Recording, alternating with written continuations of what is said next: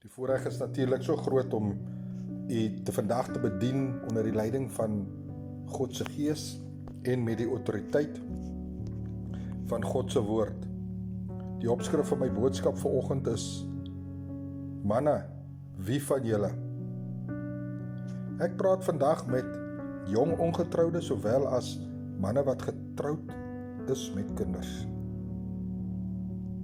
God ons Vader leer ons: manne se pligte is hoofsaaklik om God te vrees, te dien as geestelike hoof van die huis, sy vrou onvoorwaardelik lief te hê, soos Christus die kerk liefhet, en kinders in die vrees van die Here op te voed. Dit sluit in om leiding te neem, verantwoordelikheid te aanvaar en 'n voorbeeld van integriteit te wees. Die man moet aan die vrou die verskuldige welwillendheid bewys, soos in 1 Korintiërs 7 opgeteken is. Maar kom ons wees eerlik, het sy jong of getroude manne, elkeen het iets in hom van sy aardse pa oorgeerf.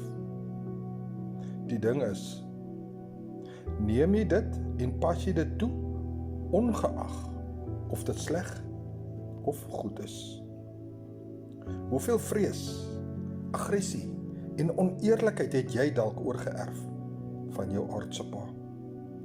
Miskien was jou pa nog nooit vir jou 'n goeie voorbeeld. Dalk het jy wel Gods liefde ervaar as jong man. Dalk was jou pa 'n ware gelowige man en iemand om na op te kyk of na te volg. Manne, ons het 'n perfekte voorbeeld om na te volg. Sy naam is Jesus. Jy sien, die keuse is joune, wat ook al jy kies. God het jou pligte gegee om na te volg, en dit bly staan. Maak nie saak wat nie. Jy kan dit blok of jy kan dit neem. Moenie sê my lewe is 'n gemors, my huwelik is op die rotse, my kinders respekteer my nie, my vrou dink ek is 'n papbroek. Manne, dit was nie God se intensie vir jou lewe nie. Maar het jy nog nie jou gebad in die woord van God nie? Gee Jesus 'n kans.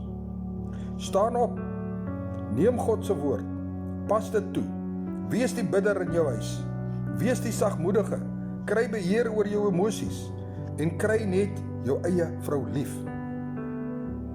Wys jou vrou en kinders wie jy regtig is in Jesus. Dit is wat ware godsmanne doen. As jy ongetroud is, kyk na so 'n voorbeeld as 'n volwassene. En gaan gelees gerus. Ek vermaan u om asseblief te gaan lees Efesiërs 5, 23 tot 32.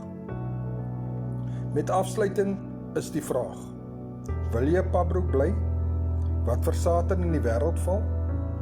Of wil jy staan as 'n godsman? Kruisig jouself en word wedergebore in Christus, en Jesus sal jou verhoog. Brood en water 5 minute woordbediening. Ek laat hierdie saak vandag by u, Pastoor Gary.